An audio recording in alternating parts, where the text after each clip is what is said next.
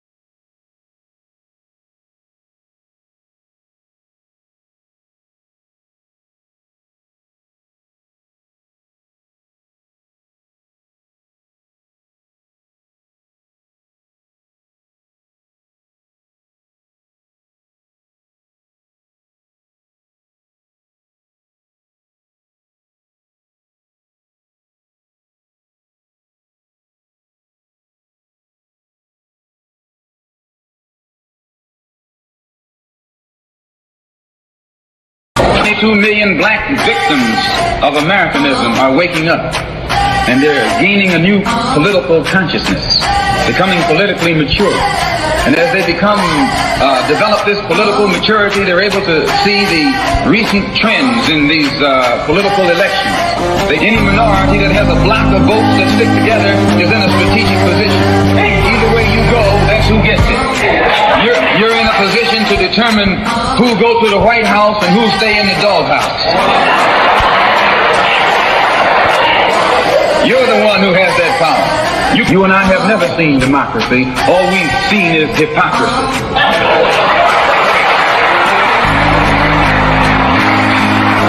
When we open our eyes today and look around America, we see America not through the eyes of someone who has enjoyed the fruits of Americanism.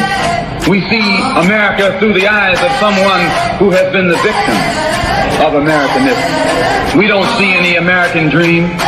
We've experienced only the American nightmare. We haven't benefited from America's democracy. We've only suffered from America's hypocrisy. And the generation that's coming up now can see it and are not afraid to say it.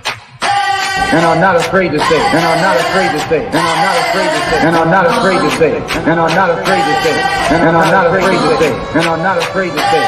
And are not afraid to say it. And are not afraid to say it.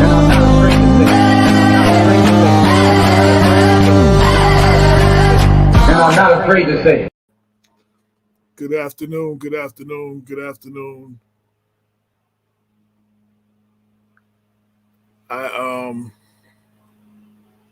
Welcome to Black Westchester Special Edition. I'm your host, AJ Woodson, Editor-in-Chief of Black Westchester. As most of you know and have heard, the vote on the infrastructure bill has passed. But there was a couple of Democrats, mostly known as the Squad, and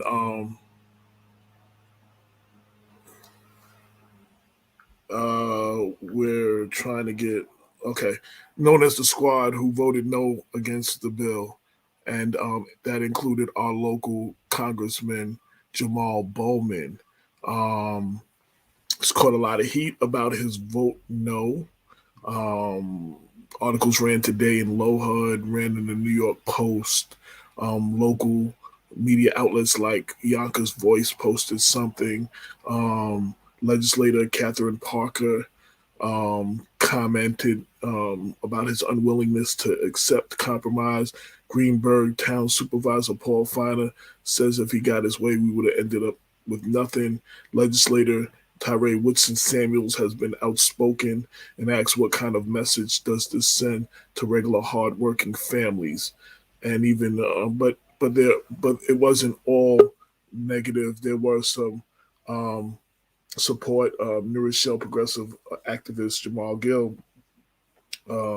said he's in support of the congressman 100%.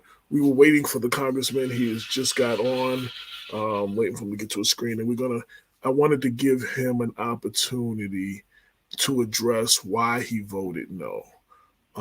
Ask him, the tough questions, and have him, it's one thing to read about all of this stuff. It's one thing to hear about it on national media, but it's also great when you have the elected official address the local audience's constituents, and that's what we intend to do today.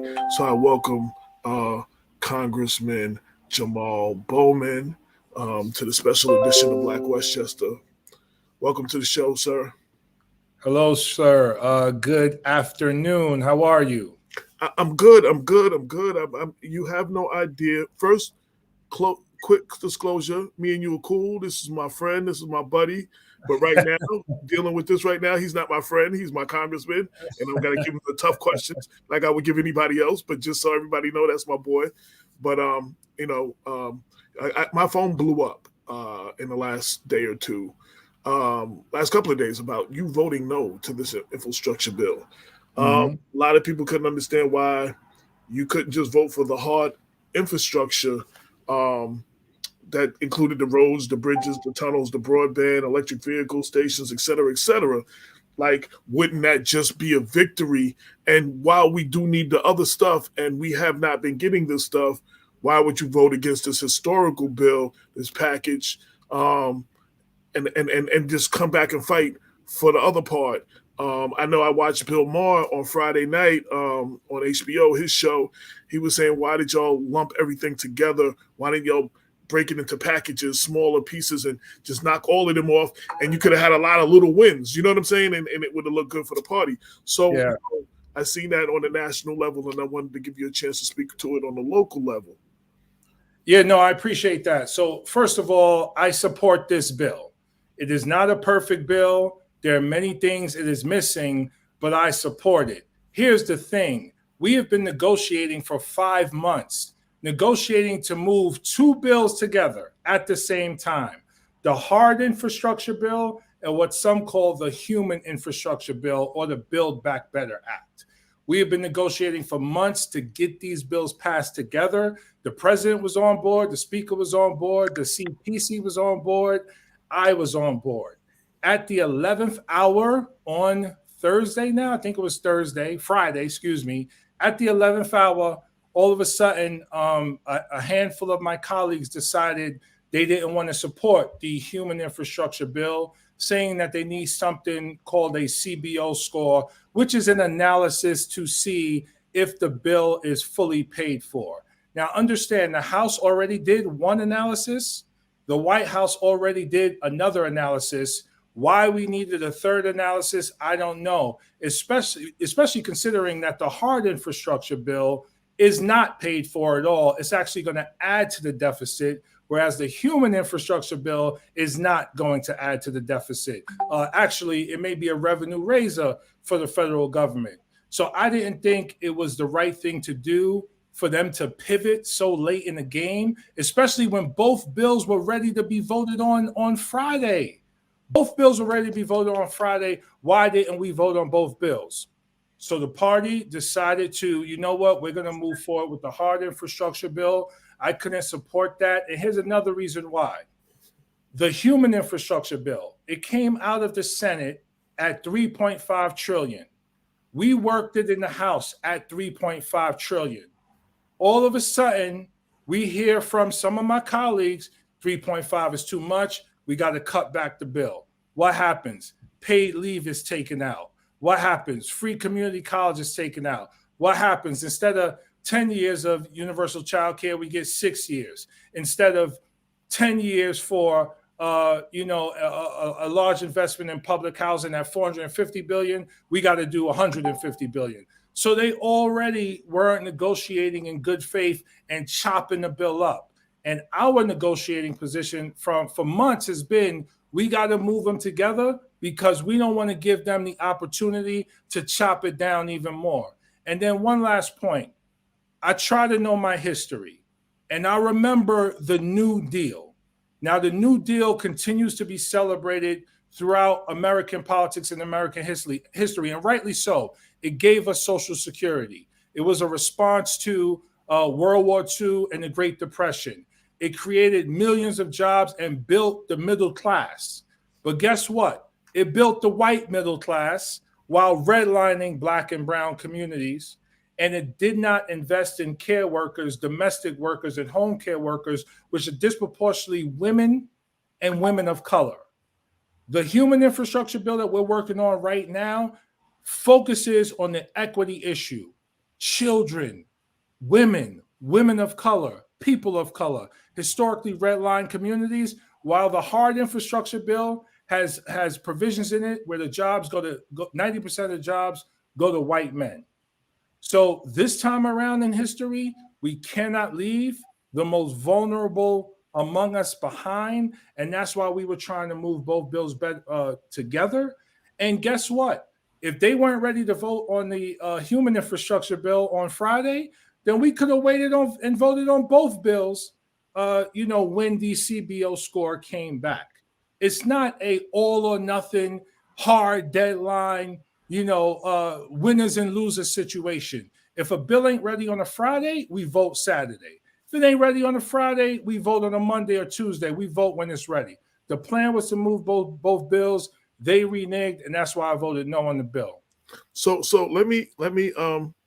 I was just listening on Audible to Obama's book, President Obama's book. And one thing he was recalling is when he was negotiating what they call Obamacare, which is the Affordable Care Act. And I forgot who the speaker was. I forget his name. But he kept saying, I can't vote for this. So President Obama took that out. He's like, I can't vote for this. And President Obama took this out. He said, I can't vote for this. And President Obama took this out. So then finally, President Obama said, after now a year has gone by or whatever amount of time has gone by, he said, is there anything that I could take out of this that would make you vote for the bill? And dude looked him in his face and said, no. With that said, a lot of people feel the Republicans are never going to move in good faith. And you're risking not getting the other part done, and like say Mount Vernon voters who some of this money would go into much needed repairs for city sewers and drainage, especially after the damage we've seen of the flash floods caused by Hurricane Ida. You know what I'm saying? There's people looking at like, okay, so you're not going to pass that, and we need this badly, and that's where they're coming from when they. So let me make a couple of points. Once again, I want to reiterate the point. I support the bill. The bills were supposed to move together. They didn't move together because my moderate colleagues reneged. That's the only reason why I didn't vote for the bill on that day. If they would have moved together, I would have voted yes. If they would have moved together on a different day, I would have voted yes. That's number one. Number two, this is not just Republicans. This is all Democrats. Some are moderate and conservative. Some are progressive like me. This is all Democrats. And this is a process called reconciliation, which means we can pass the bill without Republican support. That is what we're able to, we could do that. Actually, let me correct myself. That's for the Build Back Better Act, not for the Hard Infrastructure Act. Here's the point I want to make, though. There are lobbying efforts, hundreds of millions of dollars of lobbying efforts fighting to stop the human infrastructure bill. They don't want it. You know why? You know why they don't want it? Because we're trying to lower prescription drug costs. You spoke about Obamacare. We're trying to expand Obamacare so it covers at least 5 million more people. We're trying to add dental, optical, and hearing to the human infrastructure bill. So there are lobbyists. We're trying to hold fossil fuel companies accountable and do more with climate change.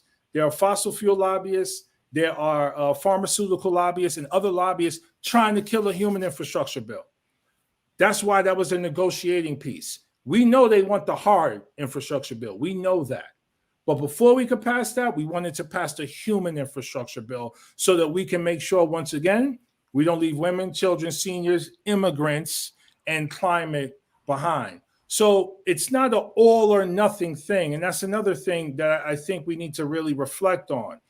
Oftentimes we have this idea Well, you take what you could get, because if you don't get that, you will get nothing. Why does that have to be the way we think about it? And why does that have to be the way government works? The reason why we were negotiating moving both bills at the same time is because we knew they wanted the hard infrastructure bill. And we were saying, in order to pass that, you got to do the human infrastructure bill too, so they don't keep chopping it down and they don't ultimately kill it. So I have no confidence that the human infrastructure bill would have got passed. And if it didn't get passed and it was still together, then what if the infrastructure doesn't go through either? Well, this is what I'm saying, right? So the plan for the party was to pass both bills together on Friday. That was the plan up until Friday. I thought you were talking about breaking this up over a month ago. It was talking. No. So there are two bills, right? Mm-hmm. Two bills. Both bills have a lot in it, right? There's multiple bills within both bills, but there's two major bills. We were moving to pass both bills together on Friday. At the 11th hour, some of my colleagues said they didn't want to pass it. They didn't want to vote on the human infrastructure bill because they wanted an analysis to see if it was paid for, even though we did a House analysis and a White House analysis. So I don't understand why there was no reason for that. And if they weren't ready to vote on one, we shouldn't have voted for the other. Now, those colleagues wrote a statement saying that they pretty much promised to vote for the human infrastructure bill the week of November 15th, whether the CBO score is something they like or not. I'm paraphrasing here, but that's pretty much what they are saying. So now the country's on them. All eyes are on them. The spotlight's on them. They need to get this human infrastructure bill passed. Obviously, I'm going to vote for it. And then let's see if we can move forward. So we'll see how they respond. Let me also say this. Progressives in the House and in the Senate, we are trying to pass multiple bills that would have already been done if we were moving properly for the American people. Voting rights, common sense gun reform, women's reproductive rights, immigration reform. Progressive have passed these bills in the House, and we're pushing to pass them in the Senate. But our moderate and more conservative colleagues continue to hold these things up because they're trying to maintain a status quo that usually leaves our most vulnerable behind, which are people of color, immigrants, women, and our seniors and children. I got you on that. I think a lot of people on the lower level, a lot of people at the bottom don't understand that. They just want to know why you can't get it done. Why people can't. Let me give you an example. I was having a conversation recently. We saw about Democrats and Republicans. If a Republican would have done what Manchin did, they would have threatened to run somebody against him. They would have, made all kinds of movements to either get him in line or get rid of him. Especially when, and if, at the very least, Manchin was West Virginia. West Virginia can use most of the stuff that's in this bill. That they're not the human part can use it more than anybody else. The Republicans would have ran commercials in his district. This is what your dude is not doing, is not allowing it to happen until his people got. Like, I don't see that kind of movement on the Democratic side. That, for better or for worse. I mean, some of the stuff the Republicans are fighting for, I can't agree with or nothing. But I'm just talking about the way they do things. We don't see that kind of energy with the Democrats. It's like we're not playing the same game almost. We're not. Republicans are vicious and sinister, and they lie, and they are not fit to govern, at least when it comes to Congress, because many of them have subscribed themselves to Trumpism, and that is not about governing or democracy. That's about power and fascism. But here's to your point about Manchin, and he's on the Senate side, so I just want to make that clarification. He's on the Senate side. So leadership in the House communicated to us that they were negotiating the human infrastructure bill with Manchin in mind throughout the process. Then all of a sudden, on a Monday, Manchin does a press conference and pretty much says, I'm not supporting the $1.75 trillion human infrastructure bill. And I'm calling all over leadership, like, what's going on? Wait a minute, what happened? Where'd that come from? And I wasn't the only one shocked like that. It was multiple people shocked like that. So the thing about this is there's a few things. One, progressives, moderates, and conservatives see the world slightly different, right? I know and I believe, and research shows, when you invest in people, you're going to yield positive results on the back end, like people at the grassroots level, people most vulnerable. You provide universal child care. You provide universal pre-K. You invest in public education. You invest in healthcare. You invest in workforce development. By the way, all is in the human bill, not in the hard infrastructure bill. Okay? Lowering prescription drugs, human bill, not the hard infrastructure bill. But when you invest in those things, people find and discover something called self-determination. They become inspired to make transformative change in their community, start their own businesses, do great things, right? That is what we need to invest in now more than ever, especially as we respond to COVID. The status quo, which has been in place since the beginning of America, continues to benefit small groups over the majority. And while there were lobbyists for the hard infrastructure bill, the single mom in Mount Vernon with 2 kids don't have lobbyists.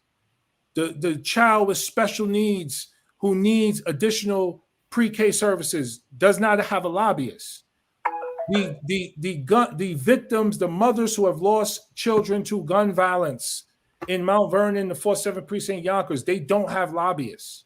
So it's my job and others like me to make sure we are fighting for resources to deal with those issues specifically. And if we don't push the Democratic Party to do that, they will not do that. The only reason why we were in a negotiating position in the first place is because of the Congressional Progressive Caucus and many members of the Congressional Black Caucus and the Congressional Hispanic Caucus. Why? Because we have and the Asian Caucus. Why? Because we have shared experiences under the umbrella of white supremacy and European settler colonialism. And we got to push back against that, and how we vote changes the narrative, and it holds people accountable to what they say they're going to do. Okay, now you say you want to pass the human infrastructure bill on the week of July, on November 15th. Let's make it happen. All eyes are on you. So Michelle Brown from Greenberg said, while you were talking, that creates self-sufficient people and empowerment, which creates fear in others. There is a system in place that has been in place for years. There's a system to maintain inequality. There's a system to maintain inequality. It works as it was designed to work. And those people. I worked in education for 20 years, and I'm sorry to jump in because, I'm very passionate about these things. I worked in education for 20 years. There's something called a school to prison pipeline, where kids as young as 3 and 4 years old are disproportionately evaluated for special education and disproportionately kicked out of school and suspended, even in pre-K, especially Black girls. You know what stops that? Universal child care, where now the family isn't paying a mortgage payment for child care, right? Where now the grandma isn't paying rent for medicine, for diabetes medication. It's about righting the wrongs of history in an equitable way, right? Invest in the communities that you purposely redlined during the New Deal. Invest in those people, invest in those communities, they will lift themselves up. And when they lift themselves up, you have a stronger economy. The hard infrastructure bill, absolutely needed. Also, 90% of those jobs go to white men. No offense to white men, but the other bill has most of the jobs going to vulnerable communities, people of color, women, children, etc. So the media, the mass media, creates a narrative, and because only myself and a few others didn't vote for it, it's like, okay, are they obstructionists? What are they doing? Why wouldn't they go with the party? We are trying to push the Democratic Party to do better for communities that they have neglected for far too long. That's what we have to do. You had a couple of people that criticized you. As a Law article came out today, a couple of legislator Kathleen Parker basically said you have an unwillingness to accept compromise. Greenberg Town Supervisor Paul Finer said, if you got your way, we would have got nothing. Legislator Tyree Woodson Samuel said, what kind of message does this send to regular hardworking families? And there was somebody in support. I was reading that as you came on. New Rochelle progressive activist Jamaal Gill said that he's in 100% support of you. Yeah, again, I support the hard infrastructure bill. I would have voted yes on it if they came together as they were supposed to do. But they didn't come together, and that's why I voted no. And now we have to pass the human infrastructure bill. It's not all or nothing. It's not an unwillingness to compromise. We constantly ask poor people who don't have lobbyists to compromise. And this is why we have a level of inequality in our country that's been the worst since the Gilded Age. And democracy cannot survive with this level of inequality. And you know what happens with this level of inequality? People like Donald Trump rise to run for president and win, and he may win again because of his wealth, because of his privilege. And look where he took the country, a January 6th insurrection. So people have to understand, I will never do anything to harm the district.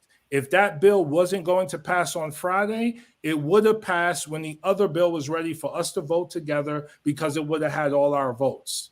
If it's not ready to pass Friday, it'll pass on another day when it's ready to be passed. That's how it works. It's not all or nothing. It's not win or lose. Friday was an arbitrary deadline. The government wasn't going to shut down. People weren't going to lose jobs. It was going to, it could have waited a few days, or like I pushed for, we should have voted on both bills that day. So now they said something about the 15th, roughly. Week of the 15th. What happens? I hold no faith. So what happens when and if that doesn't pass? What happened? What's the plan to go forward for the human infrastructure? So we will see, right? If you know me, if you know my background, I will always push for investments in people, particularly vulnerable people. So I'm going to continue to push and organize and do what I do. But like I said, spotlight's on the moderates right now. Spotlight is on the moderates. They have to deliver the human infrastructure bill. And they have to deliver voting rights and common sense gun reform. And then some, and then some, and then some. I'm tired of people being killed in our district. I'm tired of the poverty rate being super high in communities of color. We all, and people I talk to throughout the district, are also tired of it. It's not just me. People are tired of it. And it's time to do, it's time to govern differently and do democracy differently. And let me say one other point, because you brought this up. As people are watching this unfold, the media creates a narrative as if it's dysfunction, if it's civil war. And you know why? Because controversy sells newspapers and controversy gets clicks. So it's presented in a way where, we gotta, it's civil war. It's like the East Coast, West Coast beef. I keep saying it. It's like when that happened, look what the end result was. Pac and Biggie were killed. It's East Coast, West Coast beef. This is what the mainstream media does. And they do it because for them, part of it is entertainment. It's political theater. But when you're making sausage or when you're doing something really hard, which I have experience doing, I opened a school and ran a school for 10 years. That was #1 in academic growth for Black and brown kids in the city. So I know how to do things hard. I've done it before. When you're doing something hard, it takes time. And it takes deep collaboration. And yes, it takes compromise. I'm just not going to compromise for the 18-year-old kid who graduated high school, who don't have a workforce development program and wants to get into climate change, but there's no investment in him or her. The human infrastructure bill has that kind of investment. I'm not compromising for those who are most vulnerable because we continue to leave them behind. And I know you have a busy schedule today. One, I want to thank you for coming on. Two, I want to give you a chance to any last words to the district. And I've asked one more question. I asked Mondeer this when he was on about a month ago. I keep hearing about we got to push this stuff and it has to be bipartisan. There's a lot of them, they're not going to work with us. It's never going to be bipartisan the way we're talking about. So, it's like we're pushing for something to try to hope these people are going to do what's right. They're not going to do what's right. I mean, so here's the thing, right? And you're right for the most part. I try not to paint a broad brush, right? Mm-hmm. I'm on the Science, Space, and Tech Committee. I'm chair of the Energy Subcommittee. I have passed bills and amended legislation on that committee in a bipartisan way. So it can be done. The Republican Party, by and large, writ large, are now a party of Trump. So that's why you see the obstruction left and right and all of those things happening. My point is this. Put the Republican Party on the side for a moment. The Democratic Party, as a Big Ten, we need to work together in deep collaboration to meet the needs of all of the American people. Can that happen? Can that happen? Yes, it can. Oh, absolutely, it can happen. Because we haven't seen it so far. That's why I had to ask. Well I mean, with all humility, Mr. Woodson, I think myself, I have a pretty broad coalition of support throughout the district in communities of wealth and communities of poverty. Amongst people of color and white people, Jews, Muslims, Christians. So I'm very blessed to have a diverse coalition who support me and work with me, because you know what I do? I reach out to all of them because it's my job to serve everyone. And that's what I'm going to do. We're going to work together. We're going to get it figured out, but we got to do it on a national level. And it can't be about, moderates versus progressives or conservatives versus progressives. It's not about credit. It's not about ego. We got needs in our district. We got to work together to meet those needs. That's the bottom line. And like I said, with this bill, the bill passed and the resources are going to come. If it would have been voted on with the human infrastructure bill, I would have voted for it. And they both would have passed and we would have had even more resources come. I just hope now the week of the 15th, we could get the other one done. Last words for the district. No, just peace and love to everyone. Just know that there's no way I would ever do anything to harm the district. I work across the district on a variety of issues. The district knows that. I will continue to do so. We love your feedback. We love your engagement. Let us know what you're thinking. Let's come to always collective understanding. Continue to push me to be better. And I'm going to continue to be open-minded, open ears, learn and get better. So let's how can they reach you? For those that don't know, how can they reach your office? Email or something, or a website? I mean, it's completely easy, but I could give a number here if that's cool. 914-314-5091. That's 914-314-5091. Reach out anytime. You could text that number, and someone from the office will get back to you. And people call my office all the time for a variety of reasons, so I'm sure most people know. And the website, bowman.house.gov. Check us out and please sign up for our newsletters. We got a lot of good stuff happening.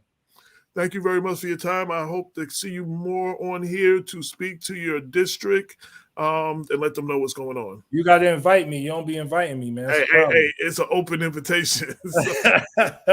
Appreciate you, man. Peace and love. Everyone be well. Peace and love. All right. That was special exclusive interview with Congressman Jamaal Bowman, explaining why he voted no. I'm sure it's not going to resonate with everybody, and so everybody's going to feel how they feel. Hopefully, it brought some understanding for some in the district who were puzzled why he voted no. And that he explained it. As always, if hit us with any comments, any questions, anything that anybody else you want us to reach out to. Thank you for all those following us now on LinkedIn and YouTube. If you're watching us on YouTube, hit the subscribe button. And that's it. Until next time, peace. You are now tuned into the People Before Politics radio show, brought to you by the good folks at Black Westchester. Black Westchester. Black Westchester. Black Westchester. Check the newspaper. Black Westchester. Black Westchester. Black Westchester. Check the newspaper. Real talk for the community since 2014.